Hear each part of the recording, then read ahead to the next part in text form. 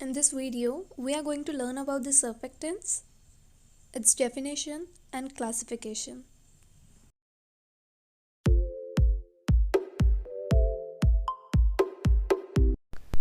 Hello and welcome to Cosmetic Academy. In this video, we are going to learn about the surfactants. So surfactant start करने से पहले मैं बता दूँ आपको करके ये एक रॉ मटेरियल है जो कॉस्मेटिक फॉर्मुलेशन में इसे यूज़ किया जाता है। आगे स्टडी करने से पहले मैं आपको इसके यूजेस बता देती हूँ कि ये किन चीज़ों में ये यूज़ किया जाता है, किस लिए ये यूज़ किया जाता है, कि आगे आप जब पढ़ोगे तो तब आपको एक आइडिया रहे कि ये चीज़ क्या है। सर्फेक्टेंट किस लिए यूज़ किया जाता है, तो ये डिटर्जेंसी के लिए यूज़ किया जाता है, फोमिंग के लिए यूज़ किया जाता है, वेटिंग के लिए, इमल्सिफिकेशन और सोल्यूबलाइजेशन के लिए यूज़ किया जाता है। ठीक है, यहाँ पे डिटर्जेंसी का मतलब क्या है? मीन्स डिटर्जेंसी का मतलब क्या होगा? पावर टू क्लीन, मतलब ऐसी चीज़ जो क्लीन करने में मदद करेंगी, चाहे वो स्किन हो, हेयर हो या फिर क्लॉथ हो, कोई भी चीज़ को क्लीन करने के लिए। फोम से आप वाकिफ़ हो, मतलब फेस आना या फिर लेदर जो आता है वो फोमिंग के लिए यूज़ करना। इसके बाद है वेटिंग। वेटिंग मतलब स्प्रेड होंगी कोई चीज़ तभी जाके वो गीली होंगी। गीली एंड स्प्रेड, कोई भी चीज़ को अच्छी तरीके से स्प्रेड करवाना, चाहे वो स्किन के ऊपर हो या फिर कोई भी सरफेस के ऊपर हो। मीन्स हम कोई भी प्रोडक्ट यूज़ करते हैं तो उसका स्प्रेडेबिलिटी इसकी अच्छी होनी चाहिए, इसीलिए भी सर्फेक्टेंट यूज़ किया जाता है क्रीम्स लोशंस के अंदर। इमल्सिफिकेशन के लिए भी यूज़ किया जाता है। तो इमल्सिफिकेशन क्या होगा? स्टेबलाइजेशन के लिए यूज़ करना सर्फेक्टेंट को। तो स्टेबलाइजेशन हम कहाँ यूज़ कर सकते हैं? जब हम इमल्शन बनाते हैं ऑयल इन वाटर या फिर water in oil type of the emulsion, उसी लिए दो चीज़ों को स्टेबल करने के लिए हम सर्फेक्टेंट ऐड करते हैं। उसके बाद है सोल्यूबलाइजेशन। तो यहाँ पे क्या होगा? कोई भी चीज़ की ऑर्गेनिक कंपाउंड की सोल्यूबिलिटी को इंक्रीज़ करना एक एक्वस मीडियम के अंदर, तो इसीलिए भी हम सर्फेक्टेंट को यूज़ करते हैं। इसके बाद है डेफिनेशन। पर डेफिनेशन को देखने से पहले मैं आपको कुछ चीज़ बताने वाली हूँ, इसको आप अच्छी तरीके से समझ लीजिए, तभी आपको डेफिनेशन अच्छे से समझ में आएंगी। एक फ्लैट सरफेस है, वो फ्लैट सरफेस के ऊपर वाटर है, वाटर का ड्रॉपलेट है इन अ स्पेरिकल शेप। ठीक है, जब हम इस पर डिटर्जेंट को स्प्रिंकल करेंगे तो क्या होगा? ये वाटर ड्रॉपलेट इसका स्पेरिकल शेप खो देगा और स्प्रेड हो जाएगा एक फ्लैट शेप में। ठीक है, तो ऐसा क्या होगा कि जब हम डिटर्जेंट को स्प्रिंकल कर रहे हैं या फिर सर्फेक्टेंट को स्प्रिंकल कर रहे हैं तो वो अपना शेप खो दे रहा है। सो आंसर टू दिस, इसके लिए हम एक माइक्रोस्कोपिक लेवल पे जाएंगे। तो क्या होता है? वाटर मॉलिक्यूल क्यों, वाटर ड्रॉपलेट क्यों स्पेरिकल शेप एग्जर्ट कर रहा है? डायग्राम में एग्जैक्टली स्पेरिकल नहीं दिख रहा है, पर थोड़ा सा आप इमेजिन कर लीजिए। तो क्या होता है? वाटर ड्रॉपलेट्स के अंदर जो वाटर मॉलिक्यूल्स है ये एक दूसरे से इंटरमोलिकुलर बॉन्डिंग के साथ अटैच रहते हैं, एकदम स्ट्रॉन्ग इंटरमोलिकुलर बॉन्डिंग। मतलब मैं तेरा दोस्त, तू मेरा दोस्त, वैसी वाली बॉन्डिंग करके, ना मैं तेरा हाथ छोड़ूंगा ना तू मेरा हाथ छोड़ेंगी। ठीक है, तो ये बॉन्डिंग जो है हाइड्रोजन बॉन्डिंग है। ये क्या हो गई? ये अपने आप में ही हाइड्रोजन बॉन्ड फॉर्म करेंगे और दूसरे वाटर मॉलिक्यूल्स के साथ हाइड्रोजन बॉन्ड फॉर्म करेंगे। तो ये करते जाएंगे और इनकी स्टेबिलिटी बढ़ते जाएंगी, और इन्हें स्टेबिलिटी और बढ़ाना है और हाइड्रोजन बॉन्ड फॉर्म करना है, तो उन्हें क्या करना है? खुद का सरफेस एरिया बढ़ाना है। तो ये सरफेस एरिया बढ़ते जाएगा और एक स्पेरिकल शेप गेन कर लेता है। ठीक है, क्योंकि स्पेरिकल शेप में क्या होगा? उनका सरफेस एरिया बढ़ जाएगा, इसीलिए water droplet spherical shape exert कर लेता है।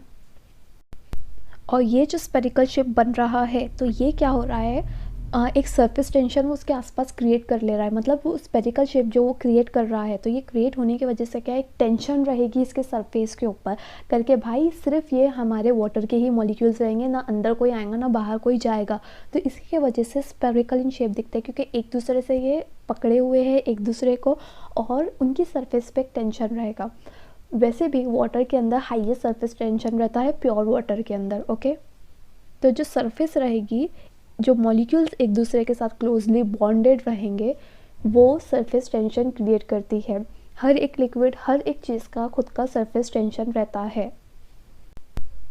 तो यही सरफेस टेंशन की वजह से हर एक लिक्विड का एक उसका खुद का शेप रहता है। ओके, तो यहाँ पे क्या हो रहा है, ऐसा क्या हुआ है करके डिटर्जेंट डालते से ही उसने उसका स्पेरिकल शेप छोड़ दिया और एक फ्लैट शेप में आ गया। तो क्या है बेसिकली जो सर्फेक्टेंट या फिर डिटर्जेंट की हम जिसकी बात कर रहे हैं, ये एक ऐसा मॉलिक्यूल रहता है जिसके अंदर हाइड्रोफिलिक एंड लिपोफिलिक दो पार्ट प्रेजेंट रहते हैं। हाइड्रोफिलिक पार्ट जो रहेगा वो वाटर लविंग पार्ट रहेगा और लिपोफिलिक पार्ट रहेगा जो ऑयल लविंग पार्ट रहेगा। तो जब डिटर्जेंट स्प्रिंकल किए जाते हैं, मतलब सर्फेक्टेंट जब हम इस पर स्प्रिंकल करेंगे वाटर के ऊपर, तो क्या होगा, हाइड्रोफिलिक पार्ट जो है ना वो वाटर के साथ खुद का बॉन्ड बनाने की कोशिश करेगा। ठीक है, तो इसी के वजह से वो अपनी एक ग्रेट एफिनिटी बताएगा वाटर की तरफ करके, हाँ मैं तेरा जेन्युइन दोस्त हूँ, तू मुझसे दोस्ती कर ले और इन लोगों को छोड़ दे। तो वो क्या करता है करके, हाँ ये इतनी मेरी तरफ एफिनिटी दिखा रहा है, तो ये उससे जाके हाथ मिला लेता है और इसी तरीके से इनके धीरे धीरे धीरे धीरे धीरे बॉन्ड ब्रेक हो जाते हैं। मतलब सरफेस टेंशन लोअर होते जाता है और वो स्पेरिकल शेप छोड़ देता है और एक फ्लैट सरफेस पे कन्वर्ट हो जाता है। समझ रहे हो सर्फेक्टेंट ने क्या काम करा? सर्फेक्टेंट ने क्या करा, वाटर का जो सरफेस टेंशन था ना जिसके वजह से उसका स्पेरिकल शेप था उसको उसने तोड़ दिया, वो सरफेस टेंशन को कम कर दिया। क्यों? क्योंकि उसने उसके साथ बॉन्ड बना लिया था वाटर के साथ। इसके वजह से वो सरफेस उसकी फ्लैट हो गई, जिसके वजह से वो टेंशन जो था, जो स्पेरिकल शेप था वो तो टूट गया क्योंकि उसने उसके साथ बॉन्ड बना लिया सर्फेक्टेंट के साथ और फ्लैट सरफेस में कन्वर्ट हो गया। ठीक है, इसी तरीके से सर्फेक्टेंट वर्क करता है करके, मतलब कोई भी चीज़ पे जब हम सर्फेक्टेंट डालते हैं तो वो सरफेस टेंशन को कम कर देता है। ठीक है, it lowers the surface tension. ये चीज़ कभी आप अच्छे से समझ लोगे ना तो आपको बहुत सारी चीज़ें सर्फेक्टेंट के बारे में आसान हो जाएगी। ठीक है, कभी ये नहीं समझ में आ रहा है तो इसे प्लीज़ रिवाइंड करो और डबल से देखो, क्योंकि जो नेक्स्ट वीडियो आएगा कम्प्लीटली इसी कंसेप्ट पे बेस रहेगा।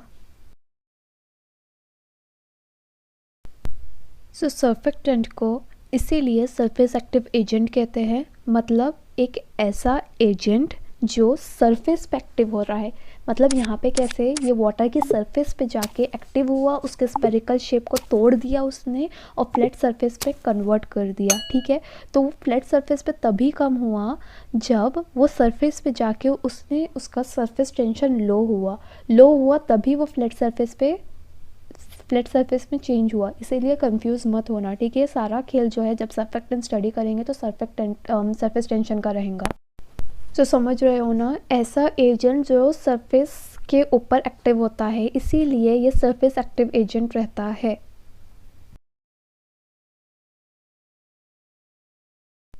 Okay, now the definition of the surfactants. So surfactant or the surface active agent lower one or more bond retention at interface. अभी हमने एग्जाम्पल से समझे इसके एग्जैक्ट डेफिनेशन को। मतलब सरफेस एक्टिव एजेंट ऐसा एजेंट है जो लो करता है बॉन्ड रिटेंशन को एट इंटरफेस।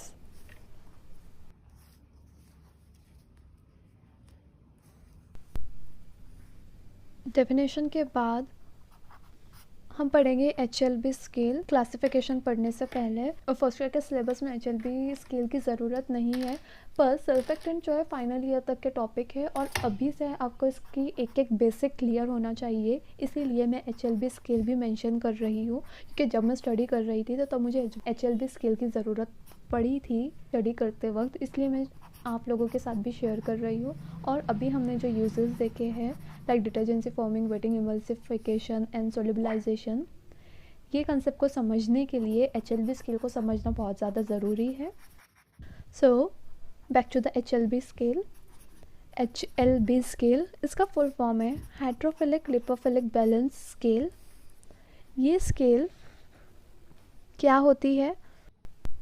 ये एक ऐसा सिस्टम होता है जिसके अंदर आर्बिट्रेरी स्केल होती है और वो स्केल में डिफरेंट वैल्यूज़ असाइन की जाती है सर्फेक्टेंट को according to their nature. So definition क्या होती है? This system consist of the arbitrary scale in which values are assigned to different surfactant according to their nature. और इनके नेचर क्या है, सोल्युबिलिटी है, डिटर्जेंसी है, फोमिंग है, वेटिंग है, इमल्सिफिकेशन है, ये सारे इसके नेचर है। सो अकॉर्डिंग टू इट उसको वैल्यूज असाइन की गई है। तो अब वो कैसे असाइन की गई है अभी हम देखेंगे। ये स्केल होती है 0 से 20 तक, ठीक है। 20 से 10 तक ऐसा पार्ट रहेगा जो हाइड्रोफिलिक रहेगा, मतलब वाटर सोल्यूबल रहेगा, मतलब ऐसे सर्फेक्टेंट जो वाटर में सोल्यूबल हो।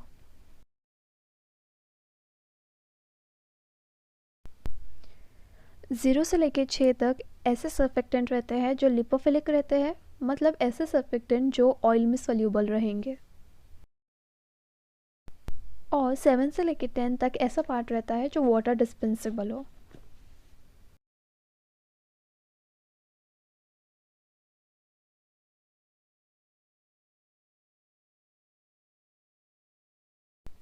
तो ये स्केल 3 सेक्शन में डिवाइड की जाती है। अब इसके बाद अब हम इसकी नेचर देखेंगे सर्फेक्टेंट के, मीन्स कौन से वैल्यू पे कौन सा नेट एग्जिट करता है। 15 to 20 तक जो सर्फेक्टेंट रहेंगे वो सोल्यूबलाइजेशन में हेल्प करेंगे। उसके बाद 13 से 15 तक ऐसे सर्फेक्टेंट रहेंगे जो डिटर्जेंसी में हेल्प करेंगे। और 8 से लेकर 16 तक ऐसे सर्फेक्टेंट रहेंगे जो इमल्सिफिकेशन में हेल्प करेंगे। कौन सा इमल्सिफिकेशन? ऑयल इन वाटर वाला इमल्सिफिकेशन, ठीक है। अब इसके बाद है 7 to 9 तक ऐसे सर्फेक्टेंट रहेंगे जो वेटिंग में हेल्प करेंगे। और जब हम लिपोफिलिक पार्ट में आएंगे तो यहाँ पे भी एक और इमल्शन मेंशन किया गया है, जैसे हमने हाइड्रोफिलिक पार्ट में देखे थे जो वाटर एंड ऑयल को सपोर्ट कर रहा था। तो यहाँ वाला जो इमल्शन रहेगा जो 3 से लेकर 6 तक जो रेंज करेगा वो water in oil type emulsion को सपोर्ट करेगा। और 2 से 3 तक जो सर्फेक्टेंट एग्जिट करेंगे वो रहेंगे एंटी फॉर्मिंग सर्फेक्टेंट। तो ये सिंपली ये स्केल है, इसे सिर्फ इतना ध्यान में रख लो, आगे चल के डिटेल में पढ़ना ही है, पर अभी एक रफ आइडिया ले लो इससे। इसके बाद सर्फेक्टेंट के स्ट्रक्चर पे कुछ डिस्कशन कर लेते हैं। तो सर्फेक्टेंट क्या है? एक एम्फीफैटिक मॉलिक्यूल है, मतलब ऐसा मॉलिक्यूल जिसके अंदर 2 डिस्टिंक्ट पार्ट है, मतलब 2 पार्ट है जो अलग अलग पार्ट है, एक दूसरे से नहीं मिलते। एक पार्ट है हाइड्रोफिलिक, मतलब एक ऐसा पार्ट जो वाटर से प्यार करता है।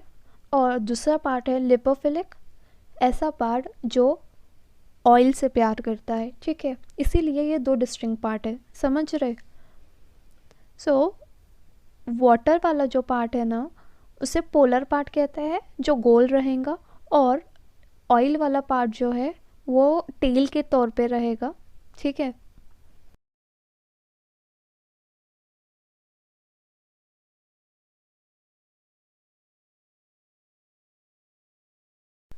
जो हाइड्रोफिलिक पार्ट को हम क्या कहेंगे? पोलर पार्ट जो गोल रहेगा। और लिपोफिलिक पार्ट जो रहेगा हाइड्रोकार्बन वाला पार्ट रहेगा जिसके अंदर हाइड्रोकार्बन्स प्रेजेंट रहेंगे। अब ये जो पोलर ग्रुप है ना, इसके अंदर पोलर ग्रुप में कौन कौन से ग्रुप आ सकते हैं? कार्बोक्सिलिक ग्रुप आ सकता है, सल्फेट ग्रुप आ सकता है, सल्फोनेट आ सकता है, और भी बहुत सारे ग्रुप आते हैं, ठीक है। पर अभी के लिए इतना ही याद रख लो। सर्फेक्टेंट का क्वेश्चन 12 मार्क्स के लिए भी आता है और 6 मार्क्स के लिए भी आता है। 6 मार्क्स में जब आएगा तो तब शॉर्ट नोट्स पूछेगा, और 12 मार्क्स के लिए फुल डिस्क्रिप्शन पूछेगा, ठीक है। Now classification of surfactants. Surfactant 4 category में क्लासीफाई किए जाते हैं।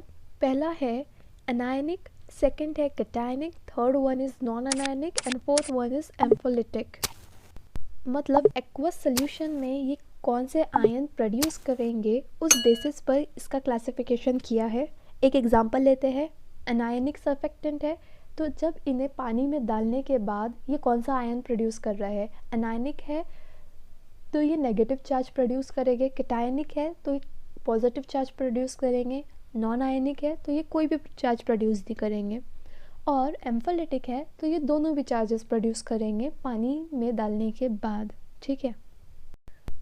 सर्फेक्टेंट का लॉजिकल क्लासिफिकेशन किया जाता है एनायनिक बिहेवियर के बेसिस पे, means the classification of the surfactant is done on the basis of their ionic behaviour in aqueous solution. So again देख लेते हैं, anionic surfactant negative charge, cationic positive, non ionic कोई भी charge दी, एम्फोलिटिक दोनों भी charge. आप इनका स्ट्रक्चर देख सकते हो, एक राउंड शेप है और कुछ तो भी टेल है। तो ये टेल क्या होगी, हाइड्रोफोबिक पार्ट है, कार्बन की चेन रहेंगी, स्ट्रेट चेन हो सकती है। तो ये चेन जो है आर से डिनोट करते हैं, मतलब कार्बन चेन। और जो स्पेरिकल शेप है, जो राउंड शेप है, इसके अंदर एनायनिक ग्रुप प्रेजेंट रहेगा, ठीक है। तो ये आयोनिक सल्फेट्स हो सकते हैं, कार्बोक्सिलिक एसिड हो सकते हैं, कोई भी ग्रुप इसके अंदर प्रेजेंट हो सकता है।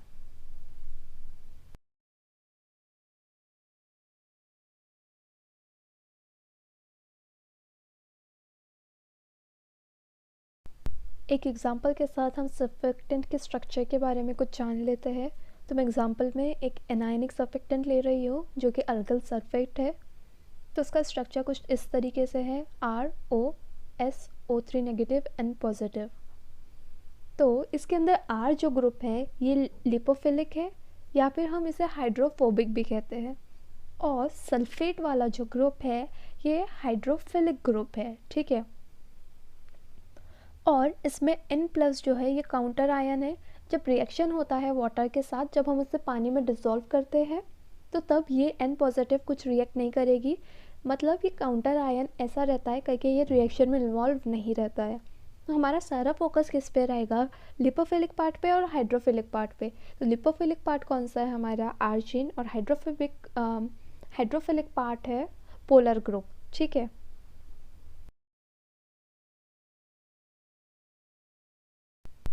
तो जब इसे पानी के साथ हम रिएक्ट करेंगे, तो अभी हमने देखे कि ये किस बेसिस पे क्लासिफाई किए गए हैं, इसके आयोनिक बिहेवियर के बेसिस पे।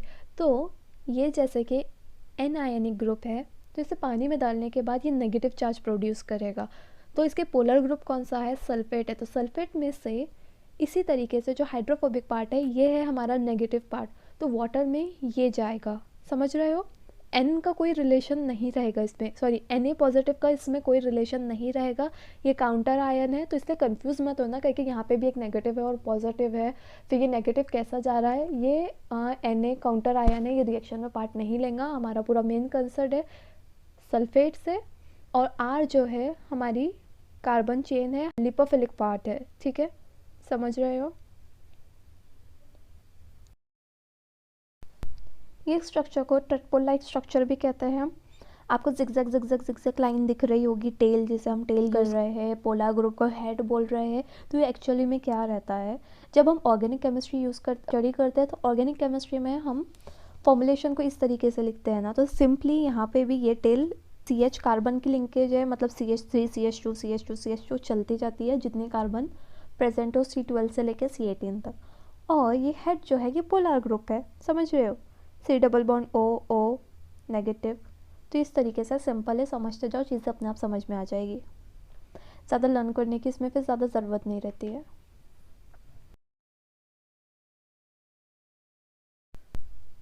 सबसे पहले हम एम्फोलिटिक सर्फेक्टेंट को स्टडी करेंगे, ठीक है। तो एम्फोलिटिक सर्फेक्टेंट क्या होते हैं, ऐसे सर्फेक्टेंट जिसमें सर्फेक्ट एक्टिव आयन पॉजिटिव और नेगेटिव चार्ज दोनों भी हो, ठीक है।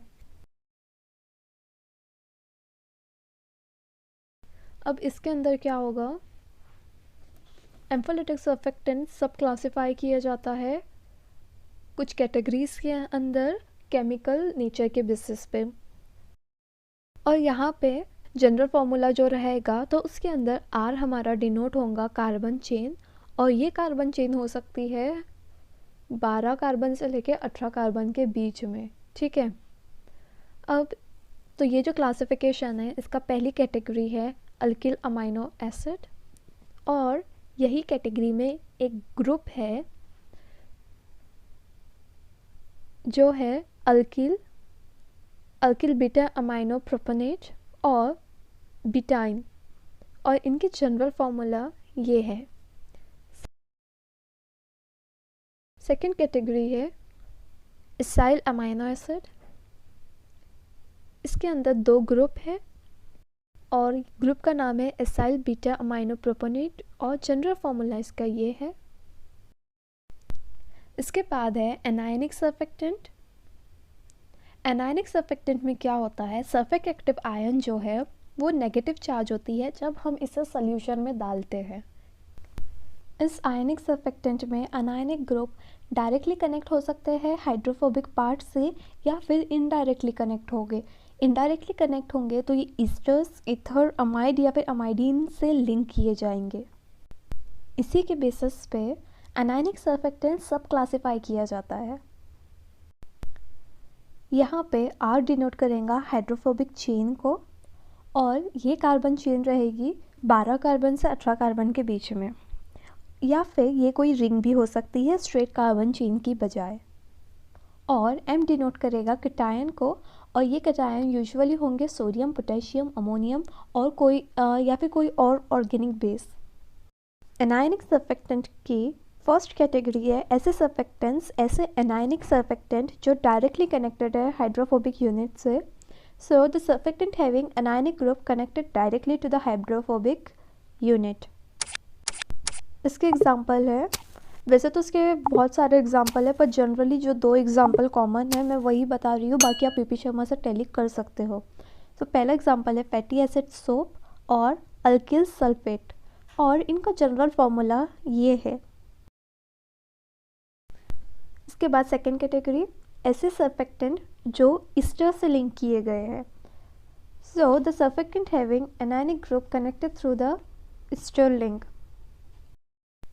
इसका एग्जाम्पल है मोनोग्लिसराइड सल्फेट और इसका जनरल फॉर्मूला ये है। नेक्स्ट कैटेगरी है ऐसे सर्फेक्टेंट जो ईथर से लिंक किए गए हैं। सो the surfactant having anionic group connected through ether links.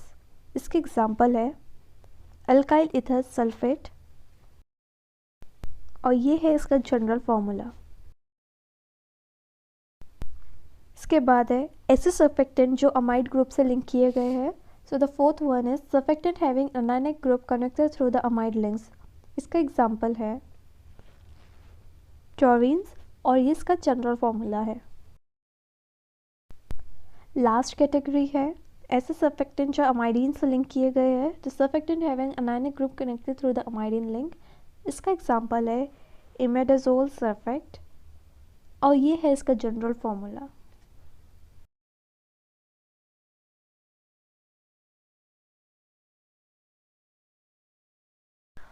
अब हम देखेंगे नॉन आयनिक सर्फेक्टेंट्स। ये सर्फेक्टेंट्स क्या होते हैं, ये सर्फेक्टेंट्स में मल्टीपल अनचार्ज्ड पोलर ग्रुप्स होते हैं। जिस तरीके से आयनिक सर्फेक्टेंट में और कैटायनिक सर्फेक्टेंट में पॉजिटिव और नेगेटिव चार्ज होते हैं, इसी तरीके से नॉन आयनिक सर्फेक्टेंट्स में कोई भी चार्ज पार्टिकल्स नहीं होंगे, ये सारे अनचार्ज्ड पोलर ग्रुप होंगे। तो अब ये ग्रुप कौन से होंगे, तो इसके अंदर हाइड्रोक्सी ग्रुप हो सकता है या फिर ईथर लिंकेज ग्रुप हो सकता है। ये नॉन आयनिक सर्फेक्टेंट्स सब क्लासिफाइड किए जाते हैं on the basis of the chemical nature. ठीक है, केमिकल नेचर के बेसिस पे नॉन आयनिक सर्फेक्टेंट्स सब क्लासिफाइड किए जाते हैं। सिमिलरली यहाँ पे भी क्या होगा, आर जो है डिनोट किया जाएगा हाइड्रोफोबिक चेन, जिसे हम लिपोफिलिक भी कहते हैं, और ये C12 से तो C18 के बीच में। ठीक है, नॉन आयनिक सर्फेक्टेंट क्लासिफाई किए जाएंगे अल्किलोमाइड्स में, पॉलीथिलीन ग्लाइकोल डेरिवेटिव्स में, पॉलीथिलीन अमाइन डेरिवेटिव्स में। ओके, सो इसका फर्स्ट टाइप कौन सा था, अल्केनोमाइड्स। सो इसका फर्स्ट एग्जांपल कौन सा रहेगा, फैटी एसिड अल्केनोमाइड्स, और इसका जनरल फॉर्मूला है RCONH CH2CH2OH। इसके बाद है इसका second type, that is the polyethylene glycol derivative. इसी के अंदर 4 ग्रुप्स है, यहाँ पे मैं एक ही ग्रुप आपको बता रही हूँ, अल्किल पॉलीग्लाइकोल ईथर। इसका जनरल फॉर्मूला ये है। नॉन आयनिक सर्फेक्टेंट हम देख चुके हैं, अब हम देखेंगे कैटायनिक सर्फेक्टेंट, और ये सर्फेक्टेंट लास्ट कैटेगरी है सर्फेक्टेंट्स की। तो कैटायनिक सर्फेक्टेंट में क्या होगा, जो सर्फेक्टिव आयन रहते हैं ये पॉजिटिव चार्ज होते हैं, ठीक है। और ये सर्फेक्टेंट फर्दर क्लासीफाई नहीं, सब डिवाइडेड होता है दो कैटेगरीज में। पहली कैटेगरी है नाइट्रोजनस कैटायन सर्फेक्टेंट और दूसरी कैटेगरी है नॉन नाइट्रोजनस कैटायन सर्फेक्टेंट। मतलब एक सर्फेक्टेंट जिसके अंदर नाइट्रोजन कंपाउंड प्रेजेंट रहेगा और दूसरा सर्फेक्टेंट जिसमें नाइट्रोजनस कंपाउंड प्रेजेंट नहीं रहेगा। पहले हम नॉन नाइट्रोजनस सर्फेक्टेंट देखेंगे।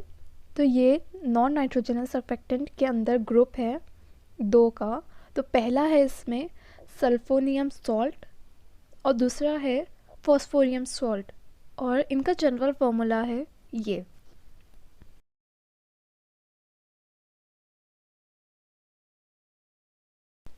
नाइट्रोजनस कैटायन सर्फेक्टेंट्स और सब क्लासीफाई किए जाते हैं on the basis of placement of cationic group. इसके अंदर फर्स्ट कैटेगरी है जब सर्फेक्टेंट हाइड्रोफोबिक पार्ट से डायरेक्ट अटैच है। इसका एग्जांपल है अल्किल ट्राइमेथाइल अमोनियम सॉल्ट, और इसका जनरल फॉर्मूला ये है।